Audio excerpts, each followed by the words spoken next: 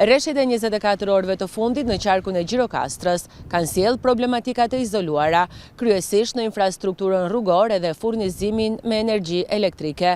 Në bashkinë Tepelen, në orët e para të mëngjesit të datës 5 janar të këtij viti, janë shfaqur probleme në aksin rrugor Tepelen-Gjirokastër, në vendin e quajtur Shkalla e Zezë, si pasojë e rënies së inerteve nga shpatet e maleve. Aktualisht, rruga është e qarkullueshme me një kalim. Ndërkohë në fshatin Ivic, njësia administrative Kurvelesh në zonën e quajtur Vreshtan, është evidentuar shkarja e dherave ku rrezikohen 4 deri në 5 banesa. Kontraktori është njoftuar dhe është në terren për pastrimin e inerteve dhe rikthimin e situatës në normalitet. Gjithashtu në njësinë administrative Kurvelesh është shënuar një ndërprerje energjisë elektrike prej rreth 37 minutash, ndërsa aktualisht pa energji elektrike mbetet njësia administrative Qëndër.